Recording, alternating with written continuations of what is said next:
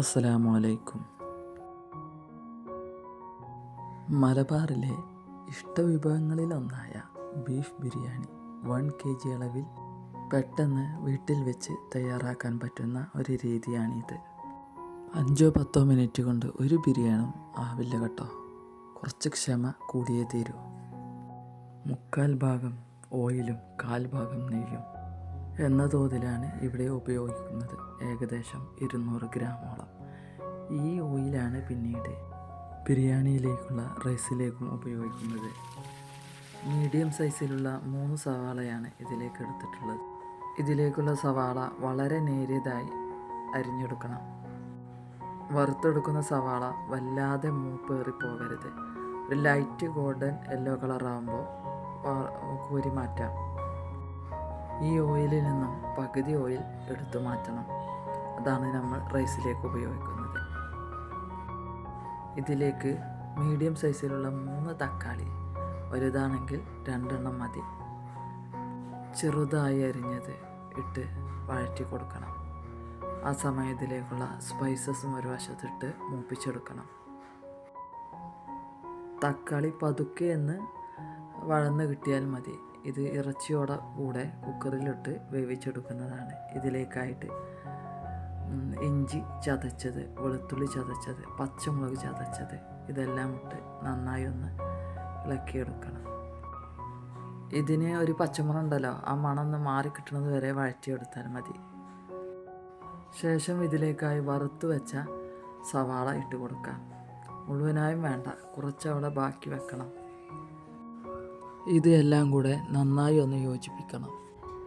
6 പച്ചമുളകാണ് ഞാൻ ഇതിലേക്ക് എടുത്തിട്ടുള്ളത്. എരിവ് കൂടുതലായി വേണ്ടവർക്ക് കൂടുതലായി എടുക്കാവുന്നതാണ്. മസാലകളെല്ലാം സെറ്റായി കഴിഞ്ഞാൽ ഫ്ലെയിം ഓഫ് ചെയ്യാം. ഇവിടെ ബീഫ് വേവിച്ചെടുക്കുന്നത് കുക്കറിലാണ്. കുറച്ച് വലിയ കഷ്ണങ്ങളായി മുറിച്ചെടുക്കണം. കുക്കറിലേക്ക് അല്പം ഓയിൽ ഒഴിച്ചു കൊടുക്കാം. പിന്നെ ബീഫ് ഇട്ട് കൊടുക്കാം. 1 കിലോ ബീഫാണ് ഇവിടെ ഇട്ട് കൊടുക്കുന്നത്. വളരെ ചെറുതല്ല, കുറച്ച് വലിയ കഷ്ണങ്ങളാണ് ബിരിയാണിക്ക് ആവശ്യമുള്ളത്. ഇതിലേക്ക് നമ്മൾ തയ്യാറാക്കി വെച്ച മസാല ഇട്ട് കൊടുക്കാം. കൂടെ തന്നെ 1/4 കപ്പ് തൈര്, 1 ടീസ്പൂൺ ഉപ്പ്, 1/4 ടീസ്പൂൺ മഞ്ഞൾപ്പൊടി, 1/4 ടീസ്പൂൺ കുരുമുളക് പൊടി, 1 ടീസ്പൂൺ ബിരിയാണി മസാല ഇതും കൂടി ഇട്ട് കൊടുത്ത് നന്നായി യോജിപ്പിക്കണം. ശേഷം 1/4 കപ്പ് വെള്ളം ചേർത്ത് കൊടുക്കാം. കുക്കർ മൂടി വെച്ച് 7-8 വിസിൽ വരുന്നത് വരെ ബീഫ് വേവിച്ചെടുക്കുക. ആദ്യ വിസിൽ ഫുൾ ഫ്ലെയിമിലും പിന്നെ വരുന്ന വിസിൽ മീഡിയം ഫ്ലെയിമിലുമാണ് വേവിച്ചെടുക്കേണ്ടത്. ഇത്രയൊക്കെ നേരം വേവിച്ചിട്ടും ബീഫ് വേവായിട്ടില്ല എങ്കിൽ വീണ്ടും ബീഫ് വേവാവുന്നത് വരെ വേവിക്കണം. കാരണം ബിരിയാണിയിലേക്കുള്ള ബീഫ് നന്നായി വെന്തിരിക്കണം. ഈ ബിരിയാണി ഒരുപാട് സ്പൈസി അല്ല കേട്ടോ.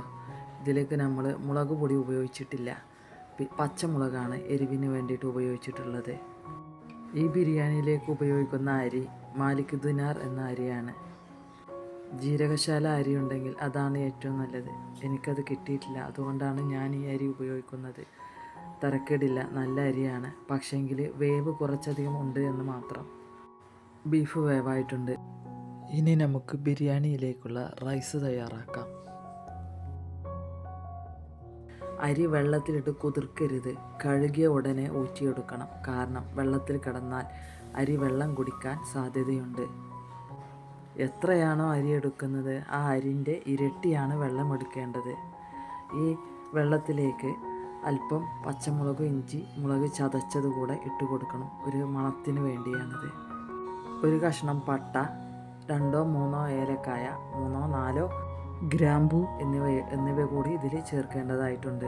ഇതിൽ ഉപയോഗിച്ച ഓയിൽ സവാള വറുത്തെടുക്കാൻ ഉപയോഗിച്ച ഓയിലും ഉള്ളിയും കൂടിയ മിശ്രിതം ഉണ്ടല്ലോ, അതാണ് ഇതിൽ ഉപയോഗിച്ചിട്ടുള്ളത്. ഇതിലേക്ക് ആവശ്യമായ ഉപ്പ് കൂടി ഇട്ട് കൊടുക്കാം. നന്നായി ഇളക്കി യോജിപ്പിച്ച് അടച്ച് വെച്ച് ചെറിയ തീയിൽ വേവിച്ചെടുക്കണം. ഫ്രൈ ചെയ്ത് വെച്ച സവാളയിൽ നിന്ന് അല്പം സവാള ഈ ചോറിലേക്കായിട്ട് ഇട്ട് കൊടുക്കാം. വീണ്ടും അടച്ച് വെച്ച് ചെറിയ തീയിൽ വേവിച്ചെടുക്കുക. അരി വേവിച്ചെടുക്കുമ്പോൾ മുഴുവനായും വെന്തിരിക്കണം. കാരണം ഇത് ദമ്മിൽ കടന്ന് വേവെന്ന് കരുതിയിട്ട് കാര്യമില്ല. ഈ അരി വെന്ത് കഴിഞ്ഞാൽ ഒന്നുകൂടെ ബലം വെക്കും. അതുകൊണ്ട് ഇത് മുഴുവനായും വെന്തതിന് ശേഷം മാത്രം ദമ്മിനെടുക്കുക. വേറൊരു പാത്രത്തിലേക്ക് ഇനി നമുക്ക് ദം ചെയ്യാനായിട്ട് എടുക്കാം. ഈ പാത്രത്തിലേക്ക് ആദ്യം ബീഫ് വേവിച്ചത് ഇട്ട് കൊടുക്കാം. ബീഫിലെ വെള്ളം മുഴുവനായും വറ്റിയിട്ടില്ല, കുറേശ്ശെ വെള്ളമുണ്ട്. അത് ദമ്മിനിരിക്കുമ്പോൾ വറ്റിക്കോളും. ഇതിലേക്ക് ഗരം മസാലപ്പൊടി 3 വിരൽ കൊണ്ട് നുള്ളിയെടുത്താൽ എത്ര ഉണ്ടാവും അത്രയുള്ളൂ ഇട്ട് കൊടുക്കാൻ പറ്റുക. അതിന് മുകളിലായിട്ട് മല്ലിച്ചപ്പ്, പുതിന ഇട്ട് കൊടുക്കുക. പിന്നെ അതിൻ്റെ മുകളിലായിട്ട് റൈസ് വേവിച്ചതിട്ട് ഒപ്പാക്കിയിട്ട് ഇറച്ചി വേവിച്ച വെന്ത നീരിൽ നിന്ന് അല്പം എടുത്ത് ഇതിൻ്റെ മുകളിലായിട്ട് ഒഴിച്ചു കൊടുക്കാം. ശേഷം അടച്ചു വെച്ച് ദം ചെയ്യാം. ജീരകശാല അരിയാണെങ്കിൽ 15 മിനിറ്റും മാലിക് ദിനാർ അരിയാണെങ്കിൽ അരമണിക്കൂറും ലോ ഫ്ലെയിമിൽ ദം ചെയ്യണം. ഇതിന് മുകളിലായിട്ട് കനത്തിന് എന്തെങ്കിലും ഒന്ന് കയറ്റി വെക്കുക. കനം വെക്കുന്നത് എന്തിനാണെന്ന് ചോദിച്ചാൽ അതിൻ്റെ ഉള്ളിലുള്ള ആവി പുറത്തേക്ക് പോവാതിരിക്കാൻ വേണ്ടിയിട്ടാണ്. ഫ്ലെയിം ഓഫ് ചെയ്ത് 1 മണിക്കൂറിന് ശേഷമാണ് കേട്ടോ ഞാനിത് തുറന്നു നോക്കുന്നത്. ഇതിൻ്റെ മുകളിൽ വരുന്ന റൈസിനെ വേറൊരു പാത്രത്തിലേക്ക് മാറ്റാം.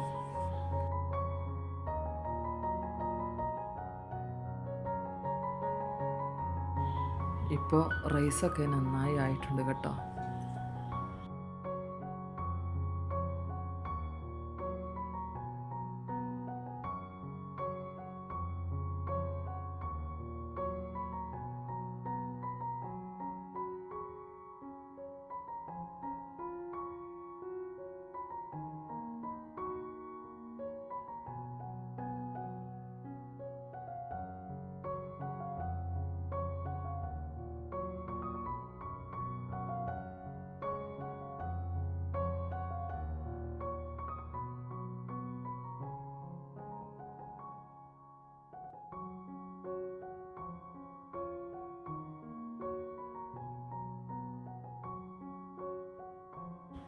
മുകളിലെ റൈസിനെ മാറ്റിയതിന് ശേഷം പിന്നെ ബീഫ് കുറച്ച് റൈസുമായി മിക്സ് ചെയ്യുക.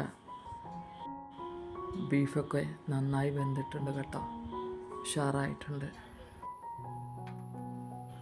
നിങ്ങൾക്ക് ഈ വീഡിയോ ഇഷ്ടമായാൽ മാത്രം ലൈക്ക് ചെയ്യുക, സബ്സ്ക്രൈബ് ചെയ്യുക. ഇൻഷാ അല്ലാഹ് മറ്റൊരു വീഡിയോയുമായി വരുന്നത് വരേക്കും ബൈ. അസ്സലാമു അലൈക്കും.